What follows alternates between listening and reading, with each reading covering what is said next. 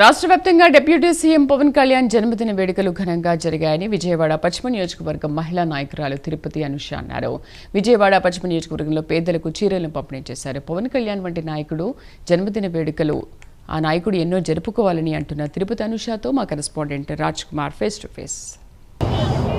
రాష్ట్ర వ్యాప్తంగా జనసేన పార్టీ అధినేత పవన్ కళ్యాణ్ పుట్టినరోజు వేడుకలు అత్యంత వైభవంగా జరుగుతున్నాయి. విజయవాడ వ్యాప్తంగా కూడా ఇదే తరహాలో కొనసాగుతున్నటువంటి పరిస్థితి ఏర్పడుతుంది.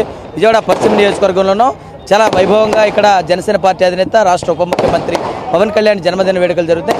రాష్ట్ర వ్యాప్తంగా జనసేన పార్టీ అధినేత పుట్టినరోజు ఏ విధంగా జరుగుతాయి మనతో మాట్లాడడానికి జనసేన పార్టీ మహిళా నాయకురాలు తిరుపతి అనుష ఉన్నారు.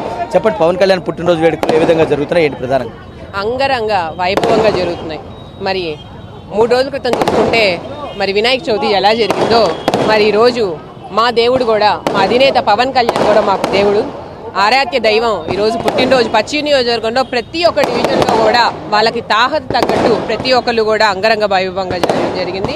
ఈరోజు అందులో భాగంగా శివాలయం సెంటర్లో మరి మేము కూడా కొంతమంది మహిళలకి చీరలు పంపిణీ చేయడం జరుగుతుంది.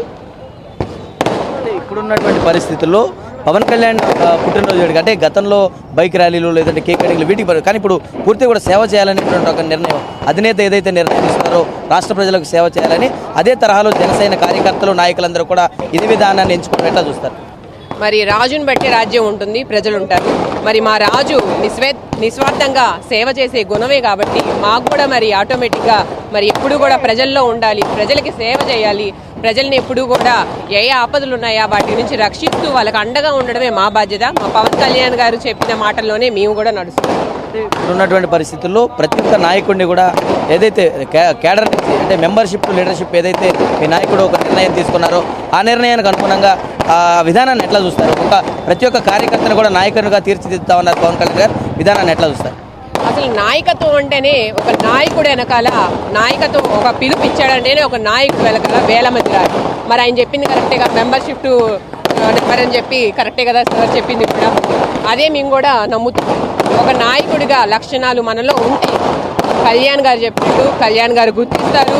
కళ్యాణ్ గారు ఆయన ఏ విధంగా అయితే స్టెప్ బై స్టెప్ వచ్చారో మరి ప్రతి ఒక్కళ్ళు కూడా ఆయన నిదర్శనంగా తీసుకొని జన సైనికులందరూ కూడా ముందుకెళ్తారని కూడా ఆశిస్తున్నాను. ముఖ్యంగా ఈ సంవత్సరకాల పరిపాలన కనుక చూస్తే పవన్ కళ్యాణ్ గారు తన మార్కు ఈ 5 శాఖల పైన వేశారనుకోవచ్చు. ఈ పుట్టినరోజు ఈ మార్కు ఎలా చూడొచ్చు? పవన్ కళ్యాణ్ గారు అధికారంలోకి వచ్చిన తర్వాత ఆయన మార్కు ఎలా ఉంటుంది? మరి అధికారంలోకి వచ్చిన తర్వాత ఆయన ప్రతి ఒక్క పని మరి ఇన్ని రోజులు కూడా కార్యకర్తల్ని పట్టించుకోలేదనే అభిప్రాయంతోనే మరి ఎవరు ఏమనుకున్నా కూడా కేవలం ప్రజల కోసమే, ప్రజలు నిస్వార్థంగా, అంటే మనం ఎప్పుడూ చూడని విధంగా అరకులో నేను వెళ్ళినప్పుడు ఒక ట్రిప్కి వెళ్ళినప్పుడు కళ్యాణ్ గారు అంటే ఎవరో కూడా తెలియని పరిస్థితి ఒకప్పుడు, 1 సంవత్సరం క్రితం. ఇప్పుడు అరకులో కానీ పాడేరులో కానీ ఎక్కడైనా కళ్యాణ్ గారి ఫోటో ఒకసారి చూపించు బాబు, ఆ బాబు ఎవరు ఒకసారి చూపించండి అని చెప్పి పెద్దవాళ్ళు చిన్నవాళ్ళు లేకుండా దేవుడితో సమానంగా కొలుస్తున్న పరిస్థితి ఈరోజు. అంటే పవన్ కళ్యాణ్ గారు ఒక నిస్వార్థమైన సేవ ఏంటో, ఆయన యొక్క గుణం ఏంటో మనకు కాదు, పెద్దవాళ్ళతో సహా అందరికీ తెలిసింది. అదేవిధంగా ప్రజలకు కూడా రాబోయే రోజుల్లో జన సైనికులు కూడా మొత్తం కూడా ఒక ఆర్డర్లోకి వచ్చేస్తుంది. మా కళ్యాణ్ గారు చెప్పినట్టు రాష్ట్ర కమిటీలు అదేవిధంగా మండల కమిటీలు కూడా అతి తొందరలోనే వేయడం జరుగుతుంది. పార్టీ అంతా కూడా ఫార్మేషన్ అనేది రేపు మార్చి 16 కల్లా కూడా ఫైనల్గా వచ్చేస్తుంది. ముఖ్యంగా విజయవాడ పశ్చిమ నియోజకవర్గం లాంటి నియోజకవర్గంలో చాలా బలమైనటువంటి లీడర్షిప్ కావాలి. ఖచ్చితంగా ఎలా ముందుకు తీసుకెళ్ళిపోతా ఉన్నారు పార్టీని కావచ్చు, కార్యకర్తలందరూ కూడా ఏ విధంగా ముందుకెళ్ళిపోతున్నారు ఈ నియోజకవర్గంలో ప్రధానంగా? ఖచ్చితంగా అండి, ఎవరు ఏమున్నా ఒక కుటుంబంలోకి వచ్చేసరికి మొత్తం మావాలి. ఒక 5 చేతులు 5 వేళ్ళు ఒకే విధంగా ఉండవు.